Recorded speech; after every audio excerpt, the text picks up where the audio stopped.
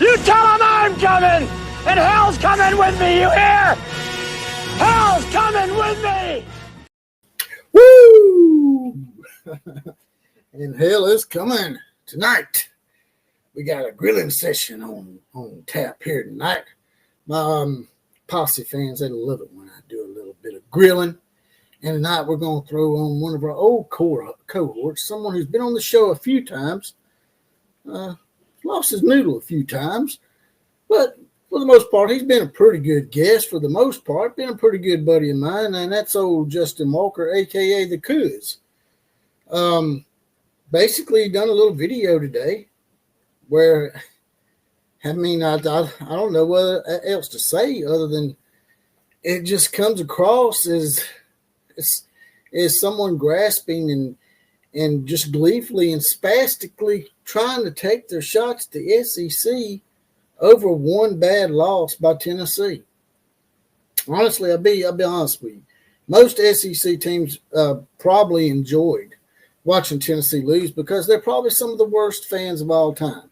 I know a few good Tennessee people out there, but for the most part, their fans are pretty horrendous. And they were calling Ohio State fans out for being horrendous. And I'm like, look, Tennessee, you can't do that. But that's another topic for another day, right?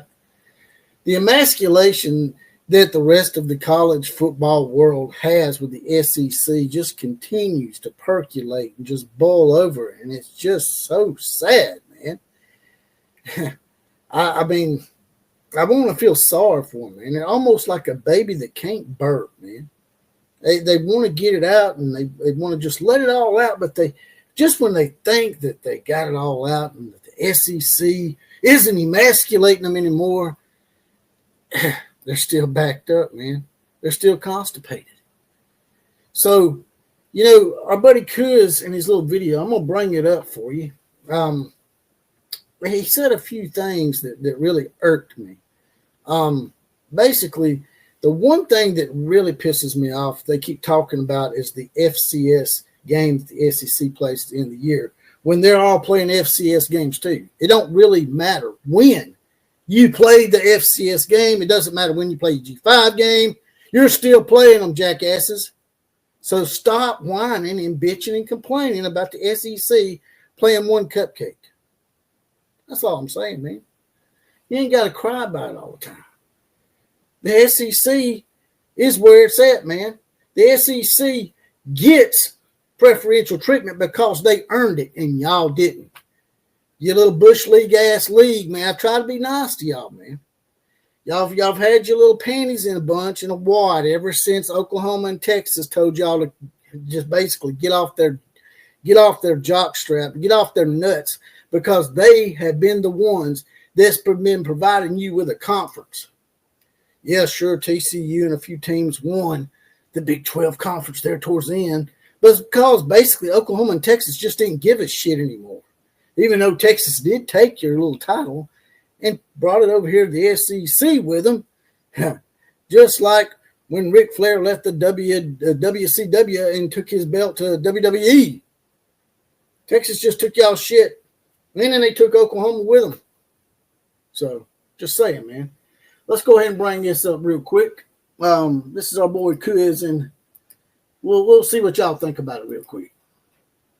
I won't play it too much because I don't want to, coming in here and trying to say I'm copyright infringing and all that BS that some of these people like to do. You know what I'm saying? Let's see where it's at. I think that might be it. I'm not sure. Let's see. No, that's not it.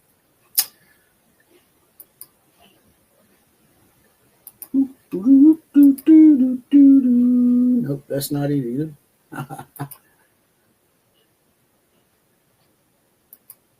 StreamYard video. That's the West Virginia schedule, by the way. We'll just go ahead and talk about it real quick since I pulled it up. West Virginia played Albany. And then they think they done something by playing Pitt. Pitt 7-5, man. They're a middle-of-the-road team that basically probably wouldn't finish with 4 wins in the SEC or the Big Ten. So, I mean, it wasn't really nothing special about beating Pittsburgh, man. Really? And you go on down the list here. I mean, you beat a bunch of scrubs in the Big 12, right? So y'all played Albany, man. Why is it it's okay for West Virginia to play the mighty Great Danes of Albany from the great state of New York? But if Alabama plays Mercer or Chattanooga, oh my God, y'all got such an advantage on us going into the playoffs now. Oh, it hurts our feelings. It hurts our little pudding so bad, man. Let's take that down because I'm not going to leave them up too long because West Virginia, see, they've been emasculated for quite some time. They barely got into the Big 12. They got basically turned down by the SEC from Missouri. So they've always had a little bit of an, West Virginia people have always been that way in a way. But I'm gonna have to bring that up for y'all real quick. Let's see what we got here. Now I know West Virginia wasn't part of the video, man, but I'm using it as an example. That's what it's called. It's called using it as an example. Here it is. Let's bring it up real quick. Let's see what y'all think about all this. May as well just do away with the regular season and make college football like the WWE. Everything's scripted. Just pick the teams you want in the playoff before the season even starts. Is that what you want? Let me stop you right there, Kizzy boy. Yeah, it's scripted, all right. SMU got in. So if it was scripted, like you say it is for the SEC, by the way, the SEC only got 3 teams in, man. The Big Ten got 4. So who's it scripted for? It ain't for the SEC. We got screwed by the ACC. You know, that conference that West Virginia's been pining to be in for so long and can't never get into. I'm just saying, if it was scripted, yeah, you're right. It might be already scripted. Because who in their right mind, that sounds like a wrestling storyline, brother. Who in their right mind would put SMU in over Alabama or Ole Miss or South Carolina just because they got one less loss? And they play a real shitty conference. And they play in a real shitty conference and a real shitty non-conference schedule. The only good quality loss they had was the BYU. And we all saw BYU was a farce. So let me continue on here for just a little bit. Kirk Herbstreit, is that what you want, Paul Feinbaum? In this episode, we're going to talk about why folks like those two and others are ruining college football for the rest of us. And we're going to do it in this episode, which is brought to you by BetUS Online Sportsbook and Katz, Cantor, Stone Street, and Buckner Attorneys at Law. How many names does that law firm got, by the way? Just off the subject here. What is it? Katz, Cantor, Stone Street, Buckner. Damn, man, they got about as many names as the damn LGBTQT a libtard alphabet, man. I mean, what are they doing? Representing transgender volleyball acquisitions? I mean, by the way, Cuz, man, he's real good at riding the damn fence, man. This same guy that said he felt sorry for the transgender that got ostracized for competing in girls' sports. None of the girls would go up to the podium, and me and him had a conversation about it. He said he felt sorry for them. Really? You feel sorry for transgender boys and men playing in girls' sports and going into your little girls' locker rooms? Why would you feel sorry for that, man? I don't know. Maybe you do need a law firm to represent your program at that point. Let's move up here a little bit. Let's move up just a little bit. I'm going to get to the point where I really got a problem with it. Let's see what we got here. We're even going to throw Lane Kiffin, the coach at Ole Miss, in the mix here and talk about some things he tweeted out during these college football playoff games. And I'm going to tell you why folks like this are ruining the sport and why the stuff they're saying is bonkers, okay? So let's go ahead and start off by talking about what Paul Feinbaum and Kirk Herbstreit had to say. Whoa. Hold on for a second, brother. Did you just call me a liar? Hey, you can't even spell liar right, man. That's how bad you shaking up, bro. I bet you shaking right now, ain't you? Huh. Shit, man. Liar? I don't think so, brother. We had this conversation a couple of months ago, man. Now, I can respect you if you say, well, maybe you're taking it out of context a little bit. And maybe I am. But word for word, maybe not verbatim, but word for word, just about, paraphrasing here, but just about the honest truth. You told me that you felt sorry for that transgender that got ostracized on the podium because none of the girls would go up there and compete. Nobody would go compete against the transgender, and it sort of put the transgender out there, the boy, that's supposedly a girl. And you said you felt sorry for it. You said you felt sorry for it, man. So, I mean, you just back and forth, man. You wishy-washy, man.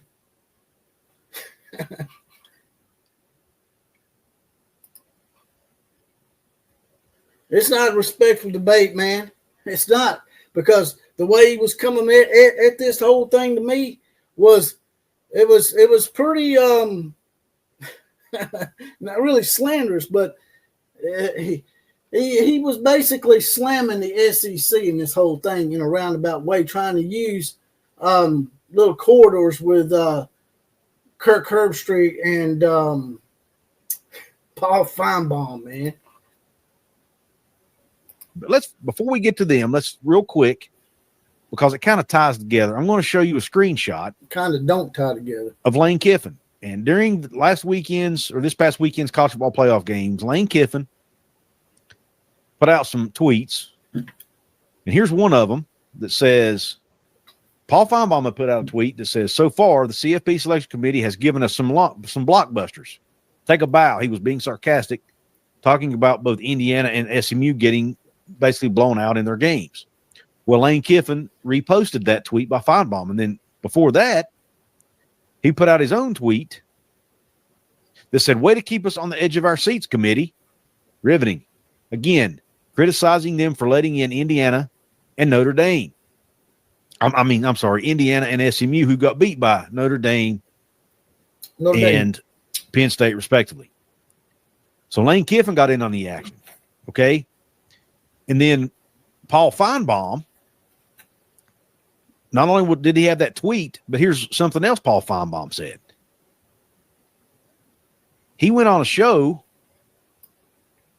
frauds that they should have never been in the CFP, then had the gall to say that Tennessee did enough to get in and Indiana and SMU did not. That's because Tennessee did do enough to get in and SMU and Indiana did not. He's fixing to say Indiana had one loss. Well, there's a reason why Indiana only had one loss. It's because they played three FCS schools, man. Not FCS, my bad. G5, which is basically the same thing. We talked about this earlier today with the MAC. As some of these conferences are just prop-up conferences, and they are actually glorified FCS conferences that should be FBS, right? He literally said that. He literally did. Because it's true. Indiana was an 11-1 football team in a power conference. Well, yes, they didn't have to play Oregon. No, they didn't have to play Penn State. I understand all that. They did beat Michigan, who beat Ohio State, though, if that matters to you. They don't. And they did win 11 games on the season in a power league. That should matter. Whoa. The Big Ten has a few built-in cupcakes, by the way. You can't say that the SEC does because we don't. Vanderbilt is not your daddy's Vanderbilt anymore. Mr. Feinbaum. That should matter. We should. And speaking of Tennessee, you want to look at their record? Let's go ahead and look at their resume. 11-1 should matter because why? Because they beat a bunch of scrubs? Fast forward a little bit for you. They beat Kent State, one of the worst teams in all of FBS. They're still bringing the Tennessee thing. A group of 5 team, and they beat a 6-6 Vanderbilt team. Mm-hmm. Yep. And they did beat Alabama. Yep. Alabama's the one good win on their resume. Yeah, there you go. So I'll give them credit for that one. But then you can't offset that with a loss to somebody like Arkansas, who got beat by Oklahoma State. Oklahoma State was a 0-win team in Big 12 play. They beat Arkansas. A 6-6 Arkansas team who beat Tennessee. So to sit there and tell me that Indiana's a fraud and SMU's a fraud and Tennessee's not makes no sense, Paul. Makes zero sense, buddy. Terrible argument. Terrible argument. Very good argument, actually. You're fixing to see why. And at least the ACC and the Big Ten aren't playing friggin' group of 5 teams the last week of the season before their rivalry game. There you go, right there. That's the dumbest damn thing that y'all can say. Wins don't matter. Yeah, they don't matter if you're beating a bunch of scrubs, jackass. I'm saying, man. Let me bring it up for you, man. Let me show you, man. If you're going to talk about the SEC scheduling one cupcake a year, then you need to take a look and do your research a little bit more thoroughly next time, brother. Maybe you need to get the LGBTQT firm out there that's sponsoring your show to help you do some research, man. Let's show it up real quick. Let's show it up real quick for you, Koozie boy. He probably done took off by now. Here we go. Ready? Look at here. Look at this Indiana schedule, boy. All wins should matter. Florida International, Western Illinois, and Charlotte. And look at them gargantuan Power 5 teams, the likes of Michigan State, who only won 3 or 4 games, I think. Michigan was 7-5 this year. Purdue should be in the MAC. But they played Florida International, Western Illinois, and Charlotte. How is that any worse than Alabama picking up Mercer at the end of the year to try to give their starters a little bit of rest? It's not Alabama's fault or the SEC's fault that y'all are too damn stupid to put your cupcakes at the end of the year where you're allowed to give your starters some rest before they get into the grind of their in-state rival, possibly conference championship game, and now the playoffs. Y'all's argument holds no water, man. Zero water. Zero. As in zero.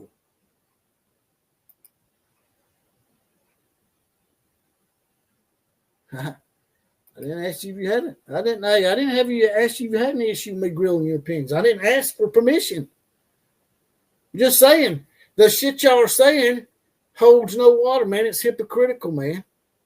Y'all want to talk about Kirk Herbstreit, ESPN, the SEC. They all think that they're over everybody. They're elite, and they look down on y'all, and they should be given preferential treatment. You damn right they should. They won 17 out of 23 national championships this damn century. When y'all can do that, then y'all can cry about it, man. And we got screwed. My team got screwed for SMU shit in the bed. Why is Alabama and the SEC getting screwed? Because SMU couldn't finish the job against probably one of the worst 9-3 teams this year. Why is that? Is it because it's scripted like you said earlier on?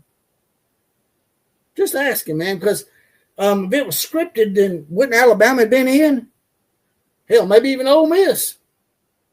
And you keep talking, y'all keep clinging to Ohio State's nutsack. Y'all are just clinging to Ohio State's nuts right now, saying, well, see, the SEC got blowed out. See, they're not shit. Tennessee got matched up against probably the best team in this tournament. Indiana got Notre Dame, who lost to Northern Illinois at home. And then Northern Illinois went on to go 6-6 in the illustrious MAC. And who did the other one draw? Indiana. Huh? They draw Notre Dame, right? We just talked about that. Man. And SMU draw Penn State. And we all know Penn State's history of choking in the big games. So SMU and Indiana both drew teams that were teams they should be probably have had a good chance of hanging with because they're pretty shaky too, right?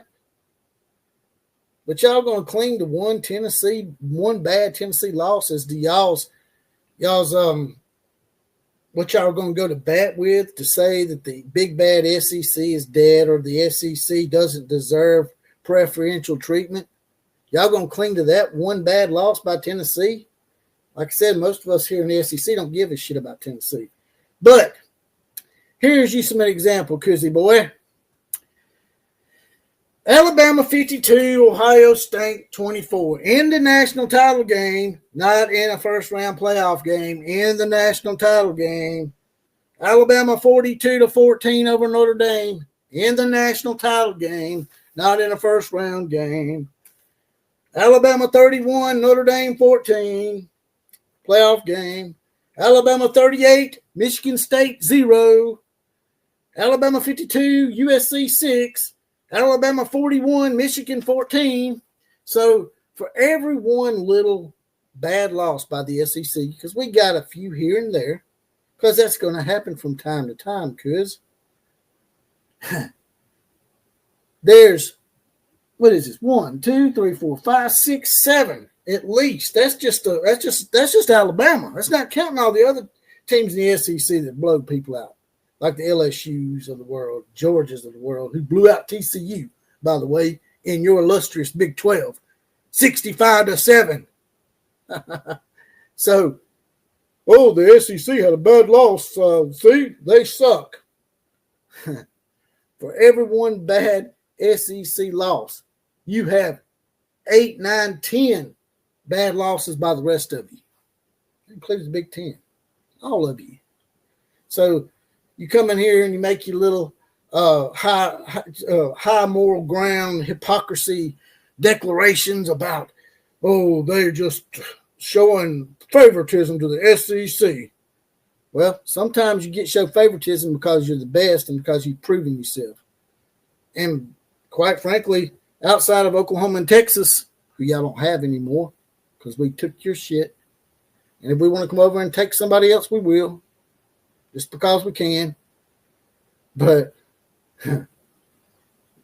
going forward, man, that's just the way it is. I mean, when y'all can come in and y'all can finally win a national title outside of Oklahoma and Texas, who are no longer a member of y'all's because they got tired of carrying y'all's luggage for you, y'all really can't say nothing, man. Y'all need to be coming here crying about the SEC getting preferential treatment. We don't get preferential treatment just because they love us or because ESPN is our network. They show preferential treatment on all the networks of the SEC not because of some unfair circumstance, but because we earned it. It's just like the whole deserved and better shit, or the best, deserved and the best. They're the same thing, man. If you're one of the best 12, then you deserve to be in. If you deserve to be in, you're one of the best 12. So to say, SMU wasn't one of the best 12, but they deserve to be in, it's semantics, and it's rather spastic semantics. So there you go.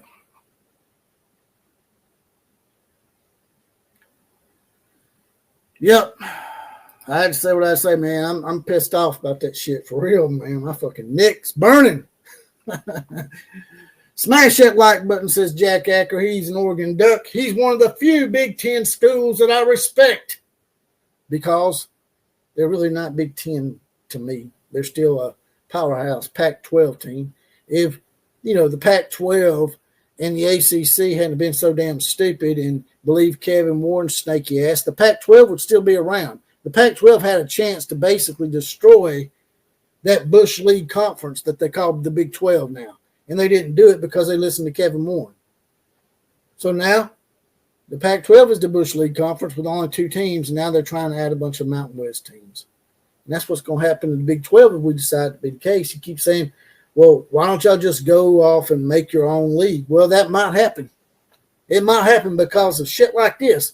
People crying and whining about preferential treatment to the SEC when we only got 3 teams in. The Big Ten got 4, not us. So if you want to cry about something, cry about the Big Ten getting 4 teams in, man. Quit targeting the SEC and quit talking about that stupid-ass non-conference game that we play at the end of the year against an FCS school when your team, Indiana, they must be your second favorite team because Indiana They deserve to be in because they played good. They played a great schedule. They won 11 games. And then we come to find out that's a bunch of horse crap, man. You bitching at the SEC about playing one cupcake, and Indiana's played 3 or 4 cupcakes. That's called double standards and hypocrisy. And that's what we live with in the SEC. That's why we're the most hated conference, and we've emasculated every single one of you outside the SEC for quite some time. Outside of maybe, some of the Pac-12 teams back in the day and some of the Big Ten schools, maybe one, just one in general, that being Ohio State. Yeah, I know Michigan won a title last year, but that's just one out of, the last 40 years. I mean, there's some outliers there, but for the most part, no. We deserve everything, all the preferential treatment we get. We earned it. Earned. That's the key word for today, class. Earned. But I guess I'm going to get up off here. I just want to come in here real quick and rant and grill my boy Kuz a little bit since he tries to take little pop shots and cheap shots at my conference, when in reality, we all know that, the SEC may not be as strong this year as it has been in years past, but 17 out of 23 is not preferential treatment. It's not getting unfairly rewarded. It's called proving yourself on the field, and that's what the SEC's been doing this whole century, and even before that. Redmayne says Michigan found out it's to where you don't have to know the other teams play. What are you talking about, man? What happened to past shouldn't affect this? Oh, it's convenient for you to talk about the past when it's good for you, right? The past, you act like it was ancient history, man. Georgia's won 2 out of the last 3 national championships, right? That's pretty current, right? 17 out of the last 23. That's this century, man. But if we did want to go back in the past, we own that too. It's like the whole Bret Hart thing. We're the best there is, the best there was, and the best there ever will be, cuz. Yeah, sure it is. It is relevant to the 2024 season. Why wouldn't it be? It's called history. It's called basically, it's like if you buy something, man, you're going to buy a product or go with a product that's proven. So, yeah, it absolutely does. You're grasping for straws now, man.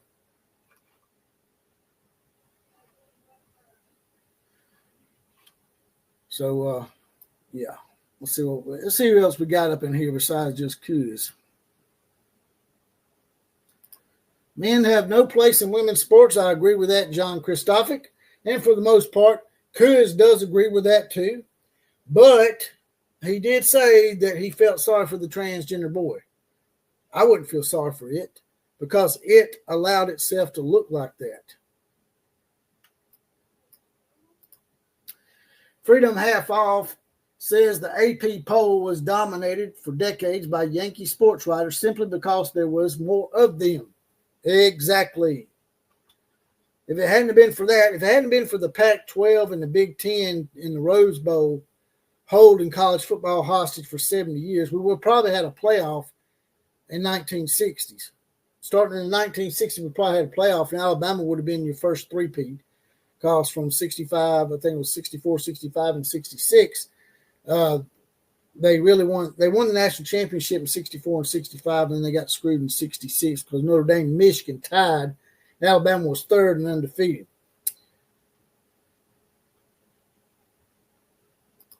Vanderbilt was 6-6, what Chris says. Okay, what's that got to do with anything? Huh? They went to a bowl game, right?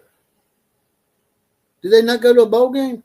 Did Vanderbilt not beat Virginia Tech, who was also in a bowl game? Did Vanderbilt not almost beat Texas? So, yeah. And, oh, by the way, Oklahoma's in a bowl game, too. Tennessee also made the playoffs. So, yeah.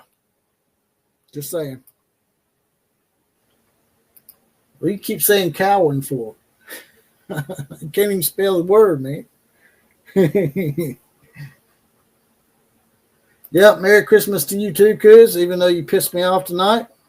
Got me riled up right before Christmas. Congratulations.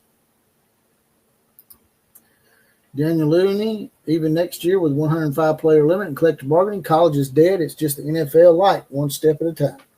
Well, it's not even NFL. The NFL is actually better now. I used to hate the NFL, but I'm thinking about starting back watching the NFL, Daniel, just because the NFL at least has a fair system in place. Maybe not a completely fair system, but they do have rules. They have contracts. They have buyouts. They have a salary cap. You can't tamper with teams in the middle of the year in the NFL. The players are going to end up making enough money in college that they don't have to play in the NFL. I bet the NFL will step in and try to help sort of straighten things out then, huh? If the NFL starts losing talent because the players make $20 or $30 million in college, why would they go through the trouble going to the NFL and getting hurt and possibly getting CTE and putting their bodies through that grinder that's called the NFL if they can make $20 or $30 million, invest it right, and you don't have to put your body through that crap. Tim Gillespie with a $10 donation says, Merry Christmas to all, and to all a good night.